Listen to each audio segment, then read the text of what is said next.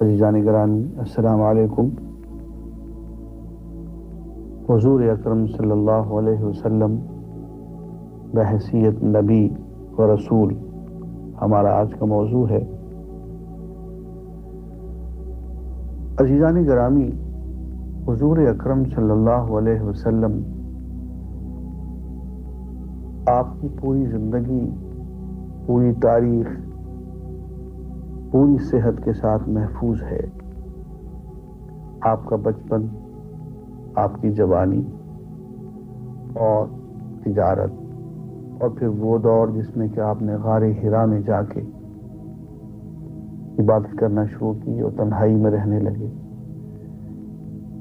یہ زندگی کے سب گوشے ہمارے سامنے کھلی کتاب کی طرح سے موجود ہیں، لیکن انسان ورطہ حیرت میں پڑ جاتا ہے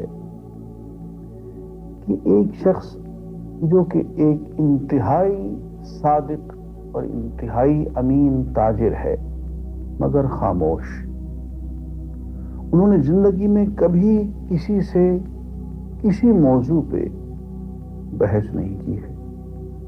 اخلاقیات کا موضوع ہو، کوئی فلسفے کا موضوع ہو، علمی موضوع ہو، توحید کی بات ہو، شرک کی بات ہو، دین و مذہب کی بات ہو، مسلک کی بات ہو، کہیں پتہ نہیں چلتا کہ کبھی انہوں نے زندگی بھر کسی موضوع پہ کسی شخص کے ساتھ کسی مجمع میں گفتگو کی ہو، تقریر کی ہو یا بحث کی ہو۔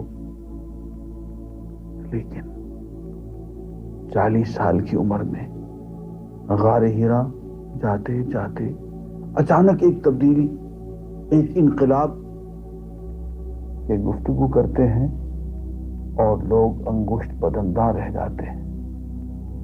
پڑھے لکھے لوگ، پڑھانے والے لوگ، سیانے لوگ، دانشور، خطیب، شاعر جب حضور کے سامنے آتے ہیں تو ان کی گھگی بن جاتی ہے، اور زندگی کے ہر موضوع پہ اتنی خوبصورت گفتگو، اتنے خوبصورت لیکچر اور اتنے حسین خطبے کہ تاریخ ایسے خطبات سے، ایسی تقاریر سے، ایسی گفتگوؤں سے بالکل آ رہی۔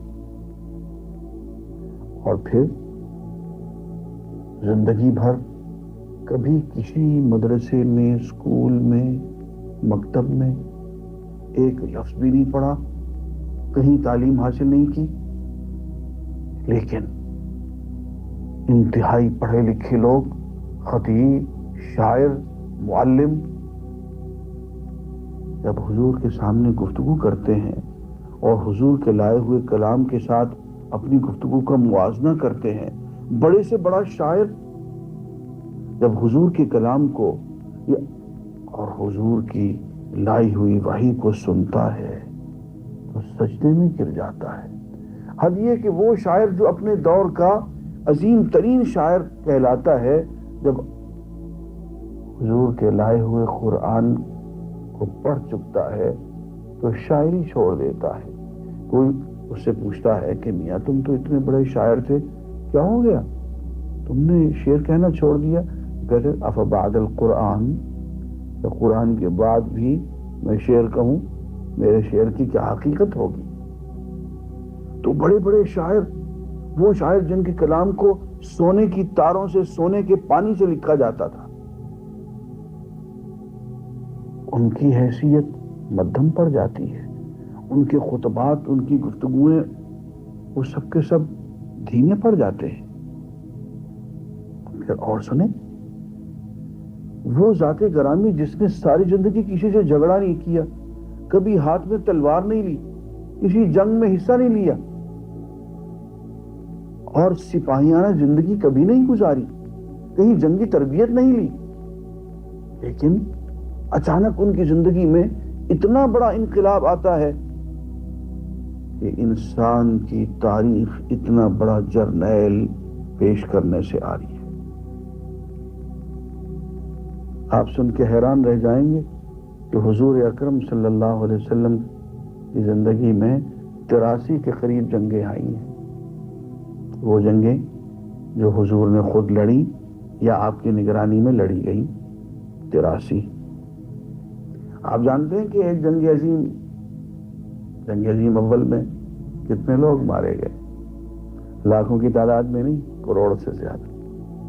جنگ عظیم دوم میں 1.5-2 کروڑ سے زیادہ لوگ مارے گئے۔ اور ادھر محمد رسول اللہ صلی اللہ علیہ وسلم ہے کہ آپ کا راستہ روکنے کے لیے بڑی سے بڑی طاقت آپ سے ٹکرائی، اس میں سلطنت روما بھی شامل ہے، لیکن ان 83 جنگوں میں کل تعداد انسانوں کی جو دونوں طرف سے قتل ہوئے، ان کی تعداد ہزاروں میں نہیں، کل 533 ہے۔ اور انسان ورطہ حیرت میں پڑ جاتا ہے کہ ایک شخص جو عالم انسانیت کا سب سے بڑا سپاہی، سب سے بڑا جرنیل ہے، وہ انسانی زندگی سے کس قدر پیار کرتا ہے کہ عظیم ترین جرنیل ہونے کے باوجود اس کے ہاتھ سے کبھی کوئی شخص قتل نہیں ہوا، سوائے ایک شخص کے جس نے ڈول کیا کہ حضور کے ساتھ تنہا مقابلے کا اس نے دعویٰ کیا اور للکارا حضور کو کہ کسی اور سے نہیں لڑوں گا، بہادر ہو تو تنہا خود آ جاؤ، کسی اور سے مقابلہ نہیں کروں گا، صرف محمد سے مقابلہ کروں گا۔ صرف اس شخص سے حضور کا مقابلہ ہوا اور 1 سیکنڈ کے اندر وہ شخص ڈھیر ہو گیا۔ عزیزان گرامی، فتح مبین، پورا شہر فتح ہوتا ہے اور بغیر خون بہائے فتح مکہ میں حضور اکرم صلی اللہ علیہ وسلم کی جنگی حکمت عملی اس قدر خوبصورت کہ انسان حیران رہ جاتا ہے۔ پہلی بات تو یہ کہ مکہ جنوب میں ہے اور مکہ کی طرف پیش قدمی کرتے ہوئے حضور شمال کی طرف چل پڑتے ہیں۔ یوں لگتا ہے کہ آپ شمال میں تبوک کی طرف جاتے ہیں، کبھی دائیں کبھی بائیں، کبھی ادھر کبھی ادھر، کسی کو پتہ نہیں کدھر جا رہے ہیں، اور اچانک مکہ پہنچ جاتے ہیں۔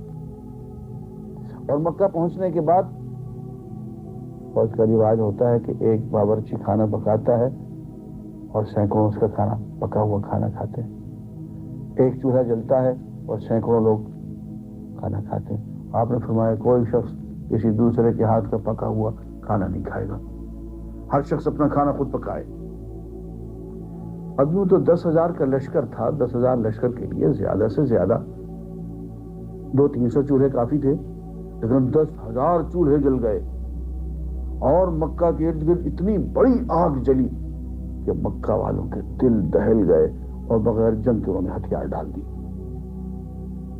کہنا یہ چاہتا ہوں کہ وہ ذات گرامی جس نے کبھی تلوار ہاتھ میں نہیں لی، جس نے جنگی تربیت حاصل نہیں کی، وہ تاریخ انسانی کا سب سے بڑا سپاہی، سب سے بڑا جنگجو، سب سے بڑا جرنیل، اور وہ بھی ایسا جس کے نزدیک انسانی جان کی حرمت 83 جنگوں میں دونوں طرف سے، مسلمانوں اور غیر مسلم دونوں طرف سے کتنے لوگ کام آئے؟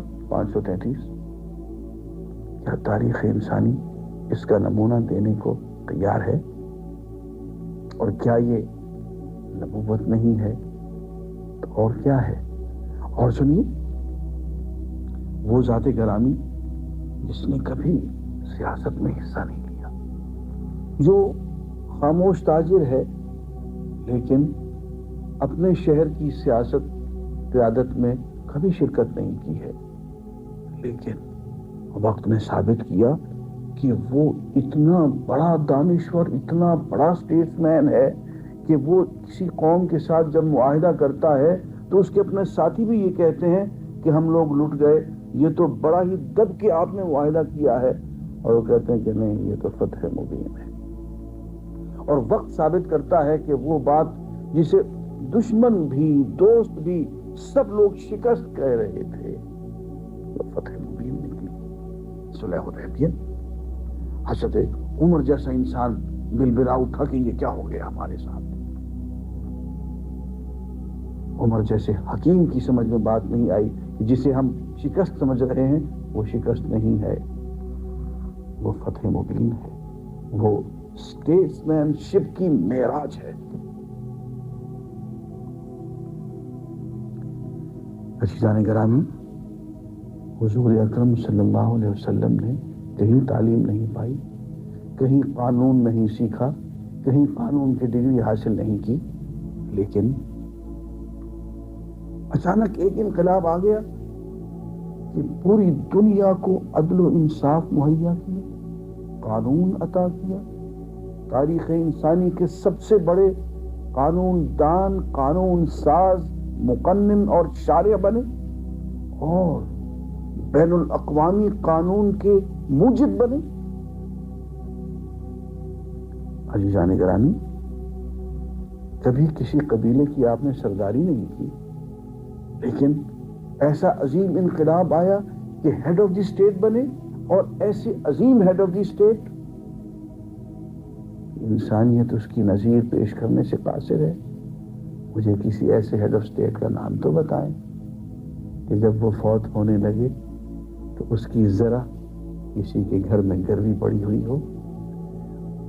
جس وقت وہ فوت ہونے لگے، رات میں تاریکی دور کرنے کے لیے چراغ جلانے کو گھر میں تیل نہ ہو۔ ایسے کسی بادشاہ کا، ہیڈ آف دی اسٹیٹ کا، صدر مملکت کا مجھے نام بتائیں جس کے گھر میں 2 مہینے چولہا نہ جلتا ہو۔ دنیا بھر کو، ارد گرد کے لوگوں کو دولت لٹا دے، لیکن ایک رات بھی ایسی بسر نہ ہو کہ گھر میں 1 درہم یا دینار موجود ہو۔ عزیزان گرامی، وہ ذات گرامی جس نے کبھی شعر نہ کہا، کبھی ادبی مجلس میں نہ بیٹھے، کہیں تعلیم نہ پائی، لیکن دنیا بھی کہے کہ محمد الرسول اللہ صلی اللہ علیہ وسلم افصح العرب ہیں، عرب کے فصیح ترین، بلیغ ترین شخصیت ہیں، آپ سے زیادہ خوبصورت اور بلیغ خطبہ بیان کرنے والا کوئی شخص نہیں۔ اور پھر ایک انتہائی حیرت ناک بات، اس پہ ذرا غور کیجئے۔ انسان کی زندگی کا ایک سٹائل ہوتا ہے، ایک ہی اسلوب ہوتا ہے، اور وہ ساری زندگی اسی اسلوب میں، اسی سٹائل میں گفتگو کرتا ہے۔ لیکن محمد الرسول اللہ صلی اللہ علیہ وسلم وہ ذات گرامی ہے کہ ایک سٹائل تو وہ ہے جو اللہ تعالیٰ سے لے کے آئے ہیں، قرآن مجید۔ یہ بالکل اسلوب ہی الگ ہے، سٹائل ہی الگ ہے، زبان ہی الگ، ڈکشن سب کچھ الگ۔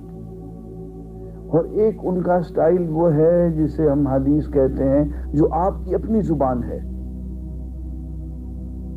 کیا یہ ممکن ہے کہ کسی شخص کی زندگی میں 2 مستقل متوازی سٹائل چل رہے ہیں، 2 اسلوب ہوں، 2 انداز گفتگو ہوں، 2 انداز تحریر ہوں؟ ذرا غور کر کے دیکھیے، قرآن مجید کا انداز، اسلوب، سٹائل، اس کی ڈکشن بالکل الگ۔ حضور کی جو ذاتی گفتگو ہے، احادیث جسے ہم کہتے ہیں، اس کا اسلوب، اس کا سٹائل، اس کا انداز، اس کی لغت، اس کی ڈکشن بالکل الگ۔ کیا یہ انسانی طور پہ ممکن ہے کہ کسی شخص کی زندگی میں 2 متوازی سٹائل چل رہے ہوں؟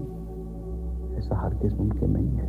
صاف پتہ چلتا ہے کہ حدیث جو ہے وہ حضور اکرم صلی اللہ علیہ وسلم کا ذاتی اسلوب ہے، اور قرآن جو ہے وہ حضور کی لغت نہیں ہے، وہ حضور کی زبان نہیں ہے، وہ کلام اللہ ہے۔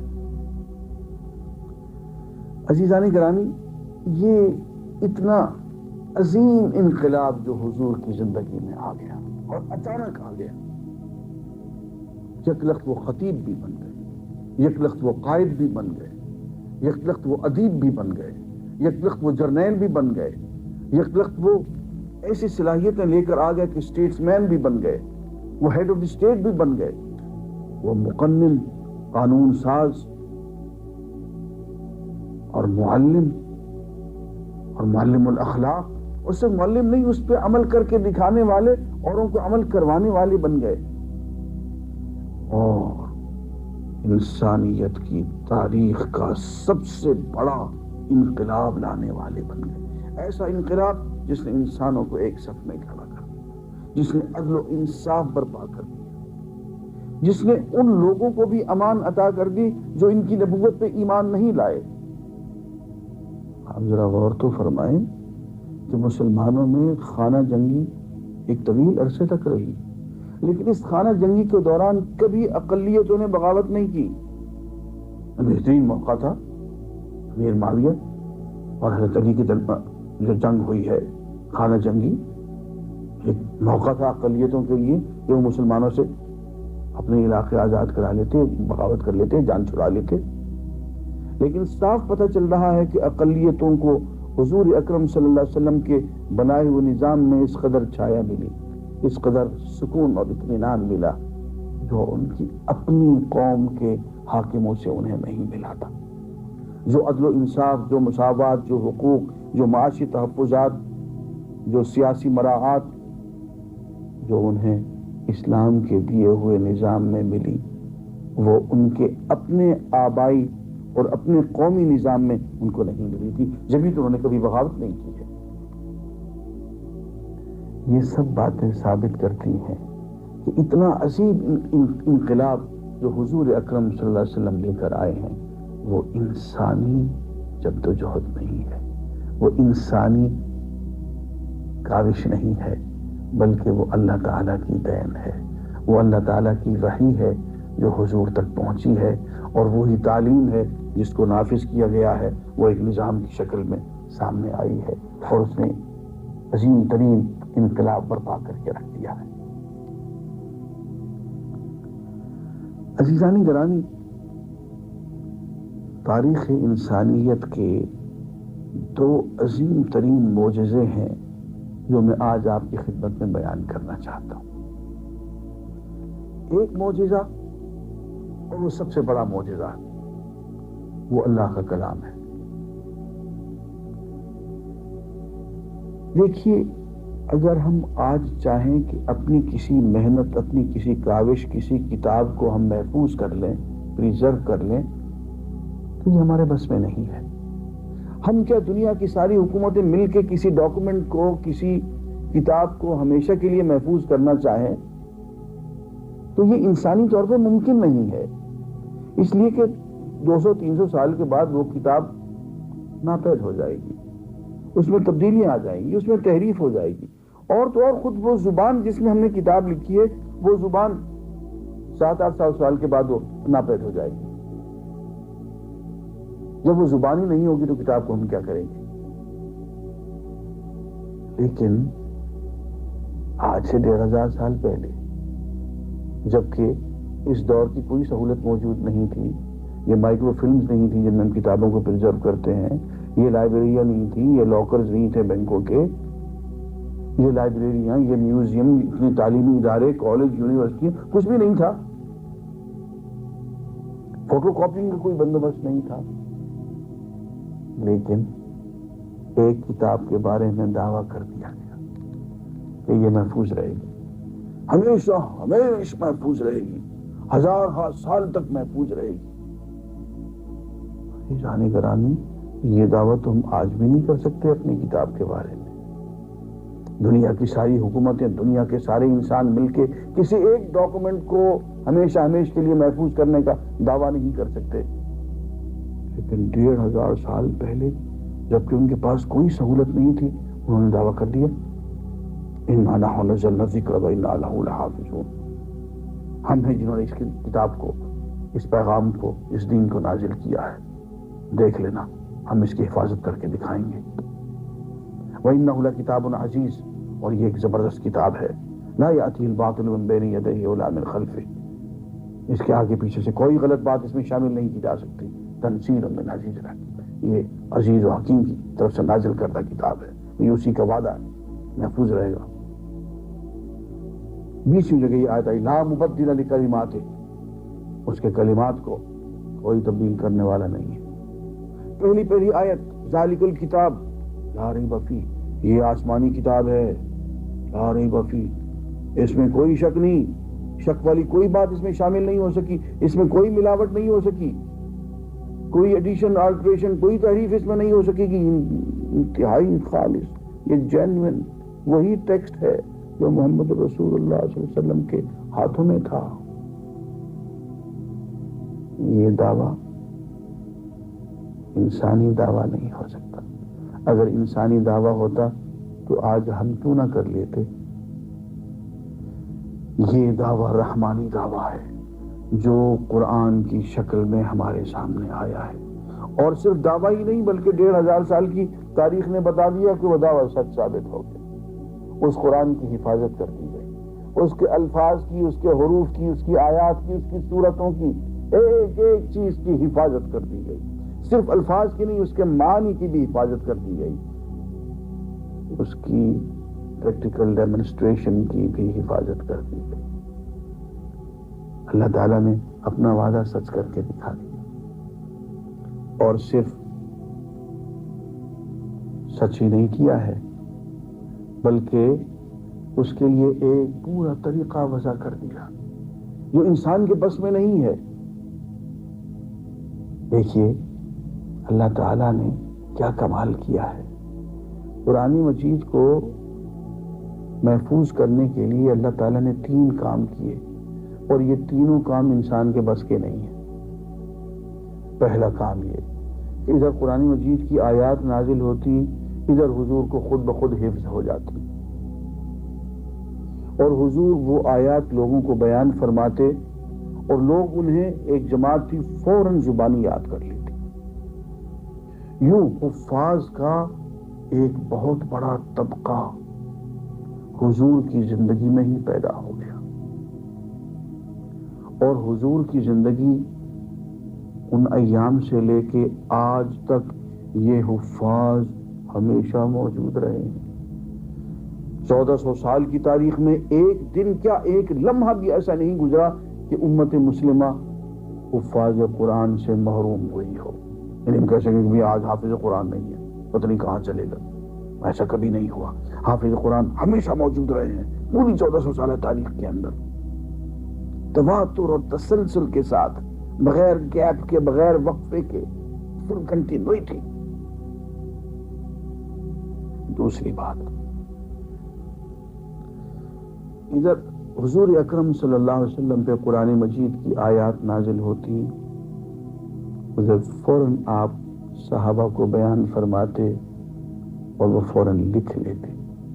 ہاں، آیات نازل ہوتی تو حضرت جبریل امین حضور سے یوں عرض کرتے کہ یا رسول اللہ، ان آیات کو فلاں صورت میں فلاں آیات کے بعد اور فلاں آیات سے پہلے درج فرما لیجیے۔ یوں اس کی ایڈیٹنگ بھی حضرت جبریل خود کروا جاتے اور آیات وہیں لکھ دی جاتی۔ یوں ہوتے ہوتے قرآن مجید مکمل طور پہ تحریر کر دیا گیا حضور کی زندگی میں، اور قرآن مجید کے تحریر شدہ نسخے حضور اکرم صلی اللہ علیہ وسلم کی زندگی میں کامل طور پہ موجود تھے کئی صحابہ کے پاس۔ وہ دن اور آج کا دن حضور اکرم صلی اللہ علیہ وسلم کی زندگی سے لے کر اب تک قرآن مجید کے نسخے لکھی لکھائی شکل میں ہمیشہ موجود رہے ہیں، لاکھوں کی تعداد میں۔ کبھی ایسا نہیں ہوا کہ قرآن مجید تحریری شکل میں غیر موجود ہو گیا ہو، غائب ہو گیا ہو، یعنی لوگ کہیں کہ یار قرآن مجید کے نسخے پتہ نہیں کہاں چلے گئے، اب تو کہیں ملتے نہیں۔ ایسا کبھی نہیں ہوا۔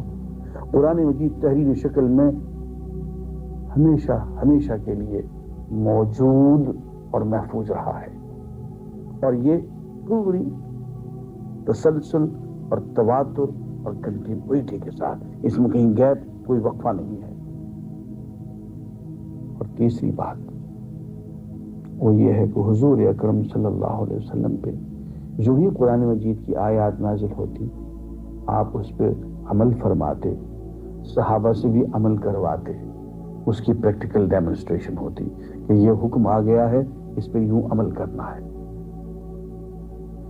حضور اکرم صلی اللہ علیہ وسلم کی زندگی سے لے کے اس زمانے سے لے کر کے آج تک ہمیشہ تواتر اور تسلسل کے ساتھ بغیر وقفے کے علماء کرام اہل اللہ ہمیشہ موجود رہے ہیں، جنہوں نے قرآن مجید پہ عمل کیا ہے، جن کی پوری زندگی قرآن مجید کی روشنی میں گزرتی ہے۔ یوں 3 طریقوں سے قرآن مجید کی حفاظت کی گئی۔ حفظ کے ذریعے سے، حفاظ قرآن کے راستے سے، یہ حفاظ قرآن ہمیشہ موجود رہے ہیں۔ تحریر کے راستے سے، یہ قرآن مجید کے تحریری نسخے جو حضور کی زندگی میں مکمل ہو گئے، اس زمانے سے لے کر کے اب تک قرآن مجید تحریری نسخوں کی شکل میں ہمیشہ ہمیشہ موجود رہا ہے۔ اور تیسرے، ان لوگوں کی زندگیوں کے راستے سے جنہوں نے قرآن مجید پہ عمل کیا ہے اور ان کی پوری زندگی چلتا پھرتا قرآن مجید ہے یا قرآن مجید کا سراپا ہے، حضور اکرم صلی اللہ علیہ وسلم کی اتباع کا نمونہ ہے۔ تو قرآن سینوں میں، تحریری شکل میں اور انسانوں کی زندگی میں گزشتہ 1400 سال سے محفوظ، مأمون اور موجود چلا آ رہا ہے۔ یہ انسان کے بس کی چیز تو نہیں تھی، یہ تو رحمانی عمل ہے اور انسانی تاریخ کا سب سے بڑا معجزہ ہے جو ہر مسلمان کے گھر میں رکھا ہوا ہے۔ وہ اس معجزے کو دیکھ کے اگر اللہ کا شکر گزار نہیں ہوتا اور اس معجزے کی قدر نہیں کرتا ہے تو کم نصیبی کی بات ہے۔ وآخر دعوانا الحمدللہ رب العالمین۔